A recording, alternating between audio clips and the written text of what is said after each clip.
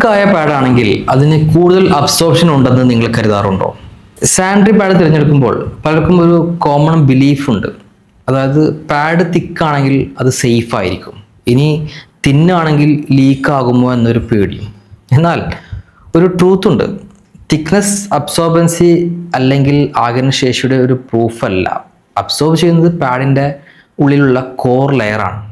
ഇന്നത്തെ പാഡുകളിൽ അബ്സോർബ് ചെയ്യാൻ വേണ്ടി സൂപ്പർ അബ്സോർബൻ പോളിമർ അല്ലെങ്കിൽ സാപ്പ് എന്ന ഒരു മെറ്റീരിയൽ ഉപയോഗിക്കുന്നുണ്ട്. ഇത് ബ്ലഡിനെ ഫാസ്റ്റായി അബ്സോർബ് ചെയ്ത് അതിനെ ഒരു ജെൽ രൂപത്തിലാക്കി ഹോൾഡ് ചെയ്യും.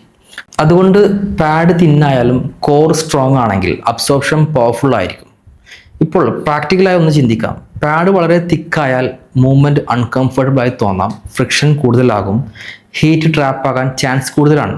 ഇനി thin but well design pad ആയാൽ മൂവ്മെൻറ്റ് ഈസി ആയിരിക്കും, സർഫസ് ഡ്രൈ ഫീൽ മെയിൻറ്റെയിൻ ചെയ്യും, ഒരു ബൾക്കി ഫീൽ ഒരിക്കലും ഉണ്ടാകില്ല. അതുകൊണ്ട് പാഡ് തിരഞ്ഞെടുക്കുമ്പോൾ തിന്നാണോ തിക്കാണോ എന്നതിൽ ഫോക്കസ് ചെയ്യരുത്. നോക്കേണ്ടത് ഇതാണ്: കോർ എത്ര സ്ട്രോങ് ആണ്, long time dry feel maintain ചെയ്യുമോ എന്നുള്ള കാര്യങ്ങളാണ്. കംഫർട്ട് സൈസ് കൊണ്ടല്ല, കംഫർട്ട് പെർഫോമൻസ് കൊണ്ടാണ്. അതാണ് റിയൽ കംഫർട്ട്.